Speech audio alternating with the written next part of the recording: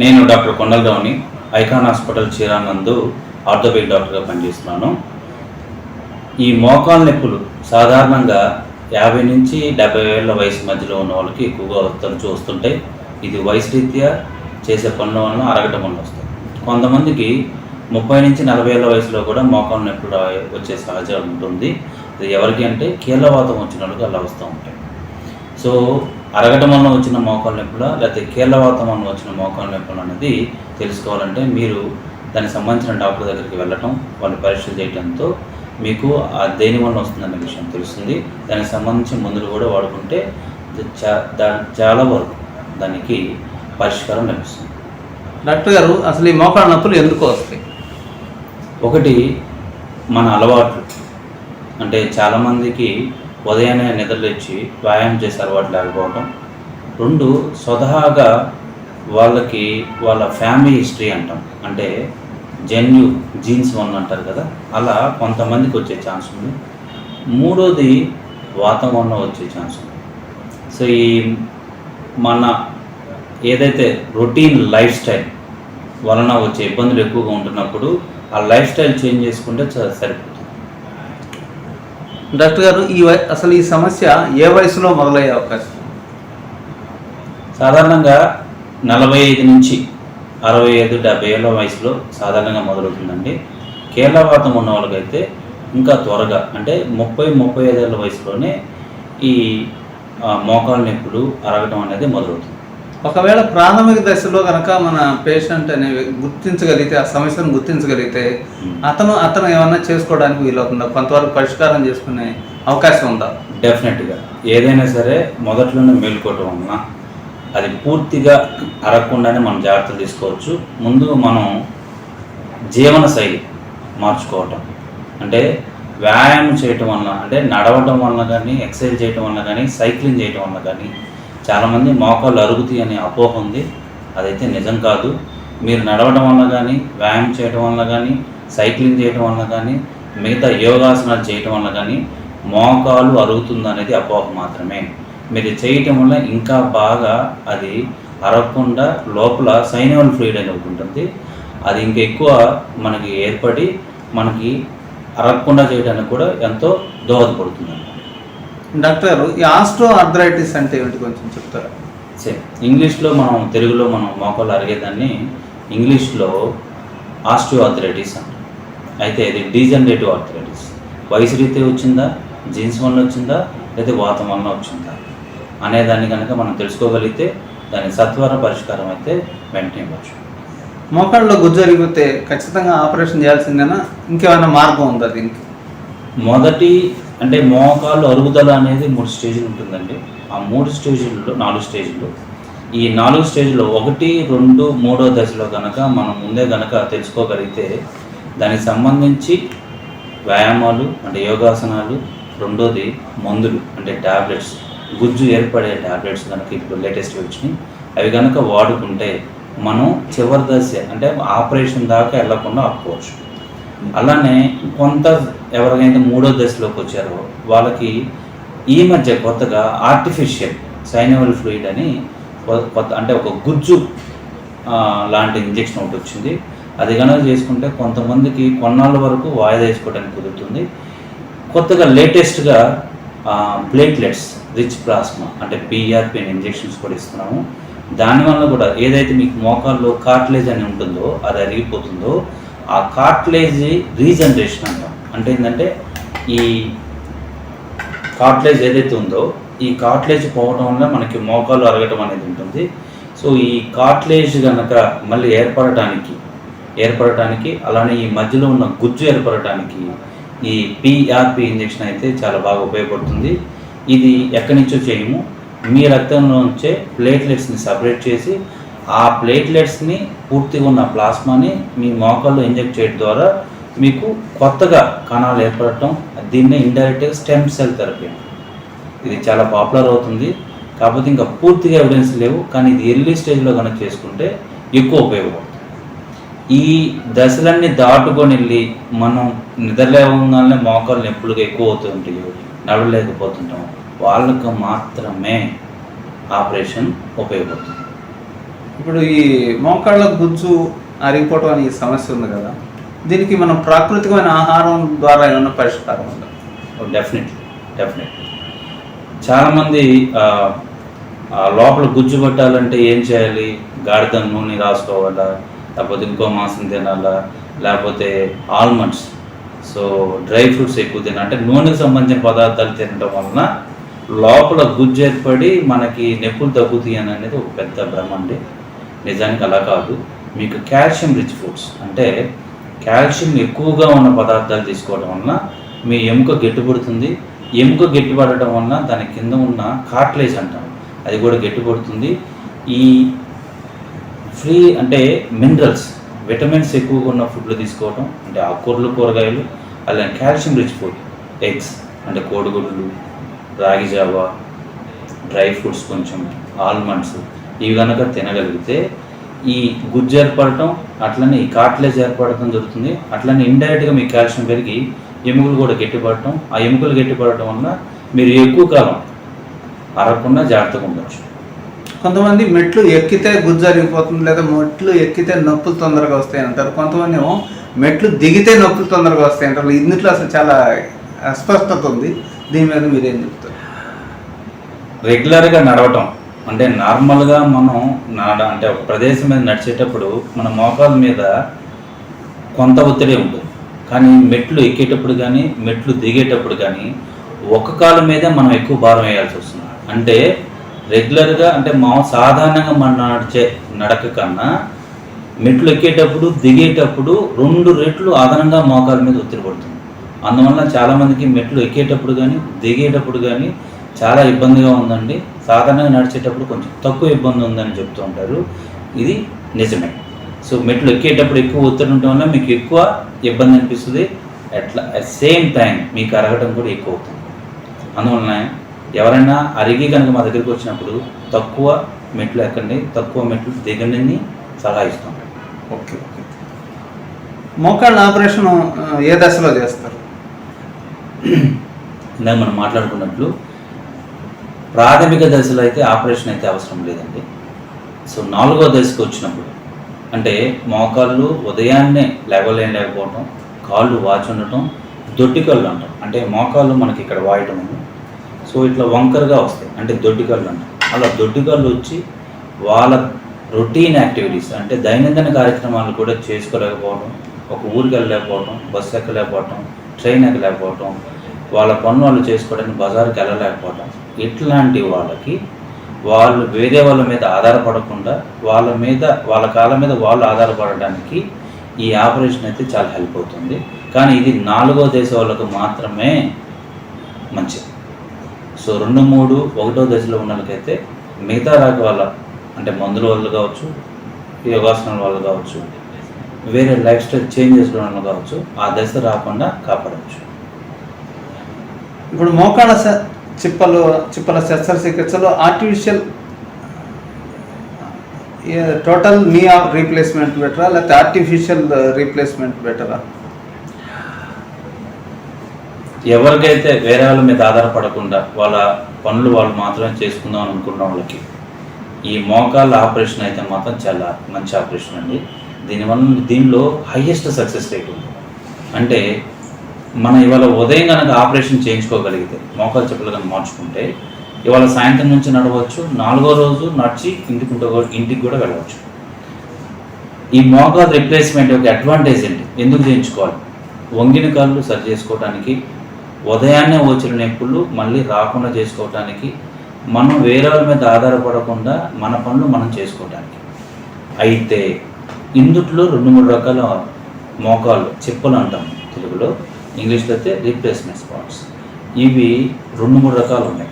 ఒకటి రెగ్యులర్గా ఉన్నది టైటానియం, రెండోది వచ్చేప్పటి గోల్డ్. అంటే ఈ మోకాళ్ళ ఆపరేషన్లో మనం ఏం చేస్తామంటే ఈ పైన ఉన్న ఎముకలో కింద ఉన్న కొంత భాగాన్ని వివిధ దశల్లో కొద్దిగా తీసి దానికి ఇట్లాంటి గోల్డ్ ప్లేటెడ్ అయితే నార్మల్ రావచ్చు, లేదంటే గోల్డ్ ప్లేటెడ్, కానీ ఈ చెప్పుని ఎలా తొడుగుతాం అలానే కింద ఉన్న ఎముక కూడా సేమ్ ఇట్లానే చేయగలుగుతాం. అయితే మనకు రెగ్యులర్గా 2 మోకాళ్ళు కనుక రెండు మోకాళ్ళు కనుక ఒకదానికి ఒకటి ఉన్నప్పుడు ఆ ఎముక రాసుకోవటం వలన, అంటే ఎవరికైతే గుజ్జు తగ్గుతుందో వాళ్ళకి ఎముక రాసుకోవటం వలన ఆ రెండు ఎముకల వలన మనకి నొప్పి వస్తుంది. అట్లానే ఎముక రాసుకోవటం వలన నీరు చేరుతుంది. ఆ నీరు చేరడం వల్ల చాలా మందికి మోకాలు వాపు వస్తుంది. ఆ స్టేజ్లో వాళ్ళు 3వ స్టేజ్ నుంచి 4వ స్టేజ్కి వెళ్ళిన కింద లెక్క. ఈ నీ రిప్లేస్మెంట్లో కనుక ఏమవుతుందంటే ఈ మోకాలు పైన ఎముకకి ఒక చెప్ప, కింద ఉన్న ఎముక ఇంకో చెప్ప చేర్చడం వలన ఈ రెండు కనుక ఒకదాని మీద ఒకటి జరగటం వలన ఈ రెండింటికి సెన్సరీ అంటే ఏంటంటే వీళ్ళకి సెన్సేషన్ ఏమి ఉండదు. అందువలన ఈ ఒత్తిడి మనకు తెలియదు. అదే ఎముక ఒత్తిడి అయితే మనకు తెలుస్తుంది, మనకి నొప్పి తెలుస్తుంది. దీనికి ఒత్తిడి తెలియదు కాబట్టి ఆ నొప్పి లేకుండా మనం మన జీవితాన్ని సరి చేసుకోవచ్చు. ఇప్పుడు కొంతమంది చెప్తారు ఈ బెండకాయ ముక్కల్ని ముక్కలు కోసి రాత్రిపూట నీళ్ళల్లో నానబెడితే అది పొద్దున్నే కొద్దిగా నూనెలాగా వస్తుంది, దాన్ని వాడుకుంటే మోకాల్లో గుజ్జు పెరుగుతుంది అంటారు. ఇది నిజమేనా? అదే చెప్తుంది. ఇవన్నీ మూఢనమ్మకాలండి. సో గుజ్జు తింటే గుజ్జు డైరెక్ట్గా అక్కడికి ఏం వెళ్ళదు. ఆ గుజ్జు ఉన్నాయి అదే. సో కొంతమంది గాడిద చమురు అంటారు, ఎందుకంటే గాడిదకి మోకాళ్ళు గట్టిగా ఉంటాయని. అలానే కొంతమంది బెండకాయలో గుజ్జు ఎక్కువగా ఉంటుంది. ఆ గుజ్జు కూడా మనం రాసుకుంటే దానివల్ల కూడా మనకు గుజ్జు వస్తుంది అనుకుంటారు. ఇవన్నీ అపోహలు మాత్రమే. ఇవైతే శాస్త్రీయంగా అయితే ఎక్కడా నిరూపించబడలేదు. అమెరికన్ టెక్నాలజీలో లైఫ్ లాంగ్ ఉపయోగపడే చిప్పలు వచ్చినాయి అని విన్నాం. సో పాత రకంతో పోలిస్తే ఇప్పుడు చాలా టెక్నాలజీ ఎలా అయితే ముందుకు దూసుకెళ్తుందో అలానే ఇప్పుడు కూడా ఈ మోకాలకు వేసే నీ రీప్లేస్మెంట్స్ పార్ట్స్ ఉన్నాయో అవి ఆ చెప్పలు కూడా ఇప్పుడు gold and titanium based and poly, highly cross linked poly అంటాము. ఇవన్నీ చాలా ఆధునిక టెక్నాలజీతో ఎక్కువ కాలం అనేటట్టు వచ్చాయి. అంటే మీరు ఒక్కసారి కనుక మోకాలు కనుక మార్చుకుంటే దరిదాపుగా అరౌండ్ 60 ఇయర్స్లో కనుక 60 సంవత్సరాల వయసులో మీరు కనుక మోకాలు మార్పిడి చేసుకుంటే దాదాపు 30 సంవత్సరాల వరకు అవి మన్నికగా ఉంటాయి. అంటే 30 సంవత్సరాలు అంటే మీ వయసు అప్పటికి 90 సంవత్సరాల దాకా ఉంటుంది. దరిదాపుగా ఎవరికైనా సరే ఇంకొకసారి అది అరిగిపోయినాయి మళ్ళీ ఆపరేషన్కి వెళ్ళాల్సినంత అవసరం ఉండకపోవచ్చు. అందువలన పాత రకంలోనికి ఇప్పుడు సెకండ్ జనరేషన్ నుంచి థర్డ్ జనరేషన్ ఉంటాం. సో థర్డ్ జనరేషన్ కూడా నీ రీప్లేస్మెంట్స్ పార్ట్స్ వచ్చినాయి కాబట్టి ఇప్పుడు ఈ పార్ట్స్ గురించి పెద్దగా వరి అవసరం లేదు. ఇంకా మంచి వస్తాయని అనేది భవిష్యత్తులో ఉంటుందో లేదో తెలియదు, కానీ ఇప్పుడు దాకా కనుక్కొని మాత్రం చాలా మంచివి. దీనివల్ల పూర్తిగా మన జీవితం నొప్పి లేని మోకాళ్ళతో నడవడం కూడా కుదురుతుంది. ఇప్పుడు ఈ శస్త్రచికిత్స అంటే ఇది చాలా కాస్ట్లీ అవుతుందేమో, మనం భరించలేమో అని కొంతమంది అనుకుంటారు. దీని గురించి మీరు? కొద్దిగా ఖరీదైన మాట మాత్రం నిజమే. డెఫినెట్గా ఈ లోపల వేసే చెప్పులు వలన ఈ ఆపరేషన్ సాధారణంగా కాస్ట్లీ అనేది. ఈ ఇంపోర్టెడ్ అంటే అమెరికన్ స్టైల్ అంటాము. ఈ ఇంపోర్టెడ్ ఏదైతే నీ రిప్లేస్మెంట్ పార్ట్స్ ఉన్నాయో అవి ఇంత ముందుకు పోలిస్తే ఇప్పుడు గవర్నమెంట్ దాని మీద రేట్లు కూడా తగ్గించడం వలన ఇప్పుడు ఒక్కొక్క నీ రీప్లేస్మెంట్ అరౌండ్ 1 లక్ష రూపాయల లోపే వచ్చిందండి. అందులో ఒక 60,000 దాకా మీకు రీప్లేస్మెంట్స్ పార్ట్స్ అవుతుంది. ఆపరేషన్ చాలా కాస్ట్లీ తక్కువ. అయితే ఇది మీరు ఏ ఊర్లో చేయించుకున్నారు, ఎక్కడ చేయించుకున్నారు, ఏ హాస్పిటల్లో చేయించుకున్నారు దాని మీద ఆధారపడి ఉంటుంది. నేను అంత లోతు అయితే వెళ్ళదలుచుకున్నాను. ఇప్పుడు చిప్పలను మార్చిన తర్వాత ఇది ఆపరేషన్ తర్వాత నడుస్తామో నడవలేమో ఏమైద్దో చాలా మంది ఆందోళన గురవుతారు. ఎందుకంటే వాళ్ళు దాని గురించి అదే ఫస్ట్ టైం మీ దగ్గరకు వస్తారు, వాళ్ళకి ఏమి తెలియదు, చాలా ఆందోళన పడతారు. దాని గురించి మీరేం చెప్తారు? ఇది చాలా మంచి క్వశ్చన్.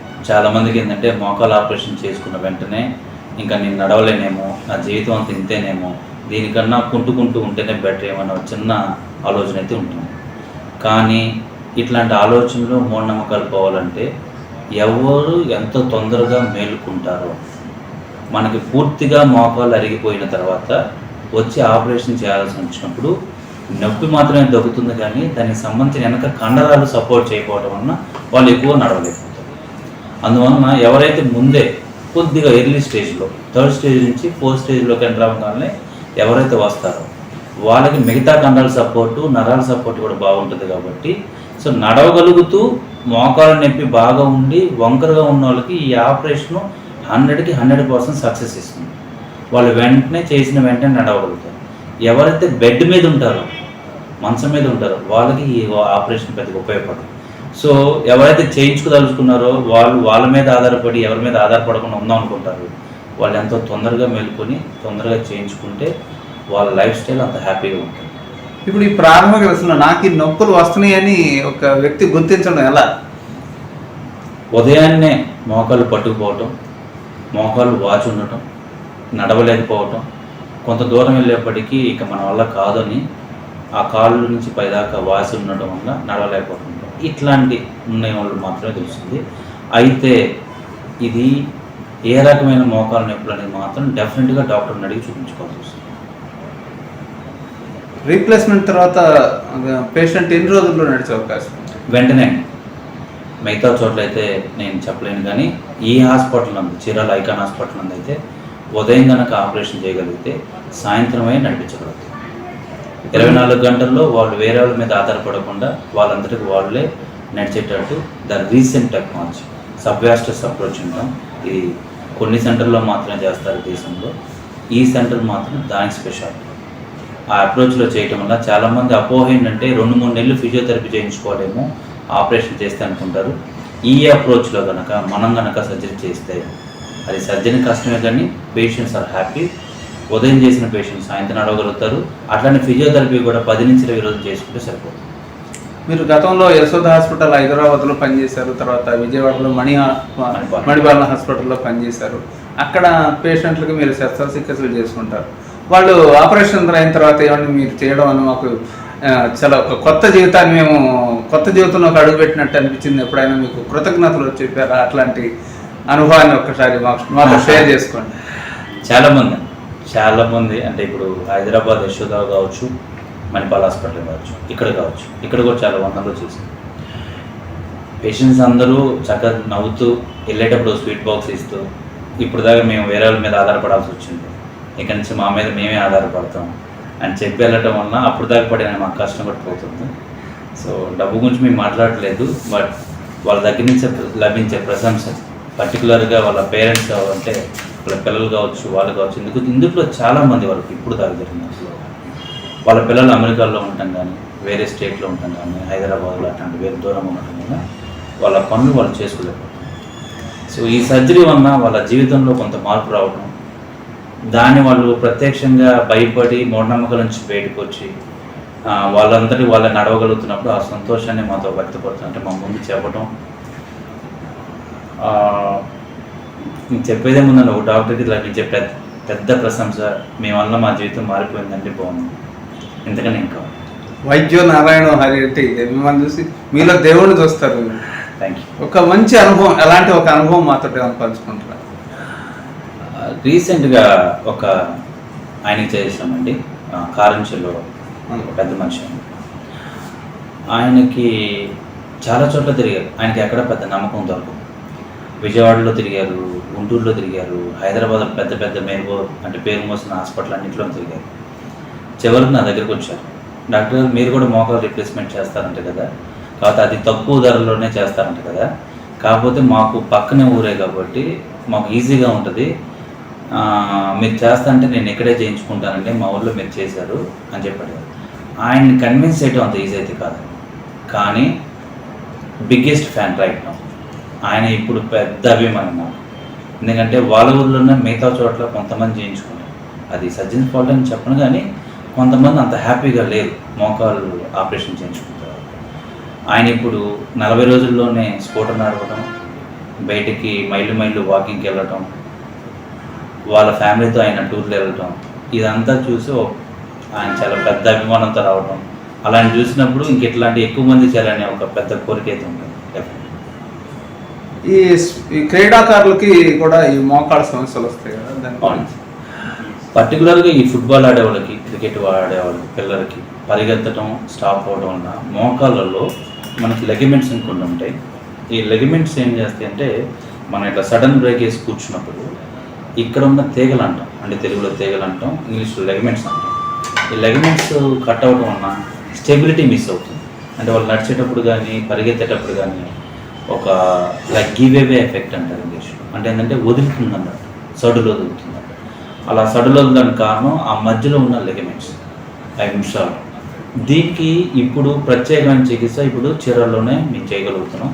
అది ఆర్థ్రోస్కోపిక్ అంటే కీ హోల్ సర్జరీ అంటే ఒక చిన్న రంధ్రం ద్వారా ఇక్కడ ఒకటి పెట్టి కెమెరాను లోపల పంపి ఆ లోపల ఉన్న ఏదైతే కట్ అయిందో లెగమెంట్ అంటే నరం ఉంటాం దాన్ని సరిచేసి రీప్లేస్ చేయటం, వెంటనే వాళ్ళు మళ్ళీ వెంటనే ఇవాళ చేసిన వెంటనే రేపు నడవటం, 3వ రోజు ఇంటికి వెళ్ళటం, మళ్ళీ వాళ్ళ యథాతథ స్థితి లైక్ వాళ్ళు ఏమైనా ఆర్మీ అయితే ఆర్మీకి వెళ్ళటం, పోలీస్ డిపార్ట్మెంట్కి వెళ్ళటం, స్పోర్ట్స్ అయితే స్పోర్ట్స్లో మళ్ళీ పాల్గొనడం, ఇవన్నీ వాళ్ళ నార్మల్ లైఫ్ స్టైల్కి మళ్ళీ రీచ్ అవ్వచ్చు. సో పాత రోజులలాగా కుంటి రంగంలాగా పేర్లు ముంచాల్సిన అవసరం అయితే ఇప్పుడైతే లేదు.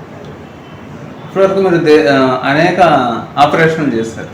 అయితే మీకు మంచి ఇప్పుడు ఈ సూపర్ ఐకాన్ హాస్పిటల్కి ఒక ప్రత్యేకత, మీ ఆపరేషన్ ద్వారా ఒక ప్రత్యేక గుర్తింపు వచ్చిందని మీరు భావిస్తున్నారు? డెఫినెట్లీ అండి. ఈ స్టేట్ ఆఫ్ ఆర్ట్ అంటారు ఒక వర్డ్. అంటే ఏంటంటే ఒక మంచి ఆపరేషన్ థియేటర్ అంటే ఏ రకంగానో ఉన్న హైదరాబాద్ స్టైల్కి అంటే ఇంటర్నేషనల్ లెవెల్ అని చెప్పలేను కానీ ఇండియా లెవెల్ అంటే అంత పెద్ద ఆపరేషన్ థియేటర్ చీరాల్లో ఈ ఒక్క హాస్పిటల్ మాత్రమే. దానివల్ల అడ్వాంటేజ్ ఏంటంటే మీకు ఇన్ఫెక్షన్స్ పర్టికులర్గా ఆర్థోపెడిక్ ఆపరేషన్స్లో మెయిన్గా ఇంపార్టెంట్ ఏంటంటే ఇన్ఫెక్షన్స్ రావాలి. సో ఈ లామినార్ 8/4 థియేటర్ ఉన్న ఒకే ఒక హాస్పిటల్ చీరాల్లో ఐకాన్ హాస్పిటల్. ఆ థియేటర్లో మాత్రమే నీ రీప్లేస్మెంట్స్ కానీ హిప్ రీప్లేస్మెంట్స్ కానీ చేయాలనేది కొన్ని ఐసీఎంఆర్ గైడ్ లైన్స్.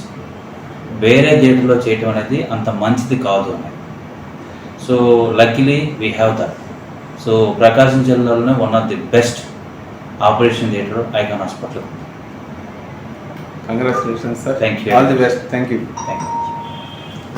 ఓకే, నాకు